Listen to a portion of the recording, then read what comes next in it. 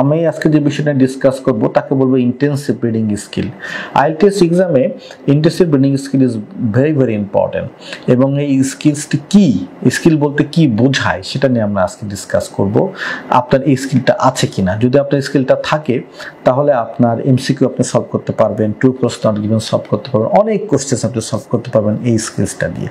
এবং এই স্কিলসটা ছোটবেলা থেকে আমরা শিখেছি, তারপর আনফরচুনেটলি আমাদের ডেভেলপ হয়নি। তাহলে ইন্টেন্সিভ স্কিল বলতে যে জিনিসটা বোঝায় তা হচ্ছে, প্রথম point, understanding specific dates, names, number.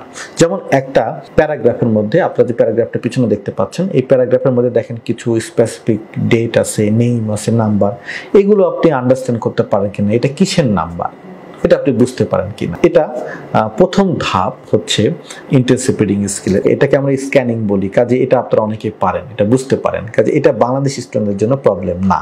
Second point হচ্ছে ডিসকোর্স মার্কার। ডিসকোর্স মার্কার কি? ডিসকোর্স মার্কার হচ্ছে হাউএভার, মোরএভার, এগুলোকে আমরা লিঙ্কিং ওয়ার্ডগুলোকে আমরা ডিসকোর্স মার্কার বলি। এটার আন্ডারস্ট্যান্ডিংটা আপনার কতটুকু আছে। সেই ফর এক্সাম্পল আমি আপনাদেরকে একটা টেক্সট পিছনে দেখাচ্ছি। এই টেক্সটের মধ্যে দেখেন, আপনি দেখতে পাচ্ছেন হাউএভার। হাউএভার আসলে অর্থ কি? হাউএভার অর্থ হচ্ছে হলো আগের যে কথাটা বলেছে তার বিপরীতে এখন কথা বলবে। আবার দেখেন মোরওভার। মোরওভার কি? মোরওভার মানে আগের যে পয়েন্টটা বলেছে তার সাথে আরেকটা পয়েন্ট যোগ করবে। এগুলো আপনার আন্ডারস্ট্যান্ডিং আছে কিনা সেটা চেক হবে হচ্ছে ইন্টেন্সিভ রিডিং এ। নেক্সট যে পয়েন্টটি ইম্পর্টেন্ট সেটা হচ্ছে অ্যানালাইজিং সেন্টেন্স স্ট্রাকচার, অর্থাৎ এই সেন্টেন্সটা কি সিম্পল সেন্টেন্স, এটা কি কমপ্লেক্স, এটা কি কম্পাউন্ড, এটা আপনি অ্যানালাইজ করতে পারেন কিনা, এটাকে আপনি ভেঙে ভেঙে ভেঙে বলতে পারেন কিনা। আমি এইটা নিয়ে আধা ঘন্টার ভিডিও করবো একটা, সেটা হচ্ছে অ্যানালাইজিং দ্য সেন্টেন্স স্ট্রাকচার। এই আন্ডারস্ট্যান্ডিংটা আপনার আছে কিনা। তাহলে এখন বলুন তো, আপনার গ্রামার দরকার আছে না? দরকার আছে রিডিং বোঝার জন্য। নেক্সট দেখেন part of the sentence. Part of the sentence কি?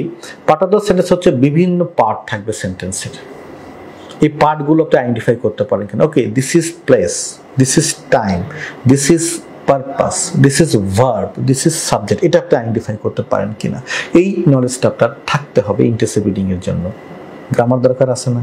দেন রেফারেন্সিং ওয়ার্ড আপনি বুঝতে পারেন কিনা। Say for example it, they, this, এগুলোর অর্থ কি? এগুলোকে আমরা বলি প্রোনাউন রেফারেন্সিং, এটাকে বলে প্রোনাউন বোঝা। গ্রামার দরকার আছে না? Then the point is spotting synonym and paraphrase. আচ্ছা, প্যারাফ্রেজ মানে হচ্ছে আপনার ভোকাবুলারি অবশ্যই জানতে হবে, প্যারাফ্রেজ ডিফারেন্টলি হতে পারে। তো এটা আপনি বুঝতে পারেন কিনা সেটা হচ্ছে ইন্টেন্সিভ রিডিং এর একটা ইম্পর্টেন্ট পার্ট। ভোকাবুলারি দরকার আছে না? এবার দেখেন ইনফারিং মিনিং ফ্রম কনটেক্সট। ইনফার করা, ইনফার মানে হচ্ছে হলো ব্যাপারটা এর পরবর্তী বিষয়টা বোঝা। সেই ফর এক্সাম্পল আমরা যদি বলি, ধরেন হচ্ছে রহিমের বাঘের মতো শক্তি, এখানে কি আসলে রহিম আর বাঘের কোনো প্লে আছে? কোনো প্লেইং নাই। এটা কি বোঝাতে চাইছি?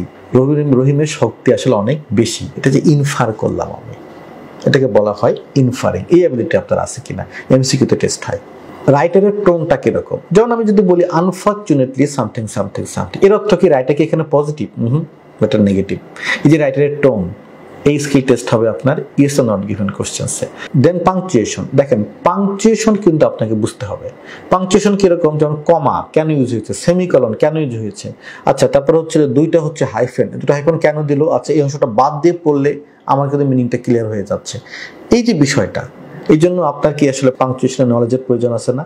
অবশ্যই আছে, সঙ্গে গ্রামার। এইটাকে বলা হয় হচ্ছে ইন্টেন্সিভ রিডিং। তার অর্থ কি জানেন? আপনার রিডিং স্কিলস কখনোই ডেভেলপ করবে না যদি না আপনার আসলে গ্রামার সম্পর্কে ভালো ধারণা থাকে। এই সত্যটা আজকে বলে গেলাম। যারা বলেন যে গ্রামার ছাড়াও আসলে আইএলটিএস করা যায়, তাদেরকে জিজ্ঞেস করেন ইন্টেন্সিভ রিডিং কাকে বলে।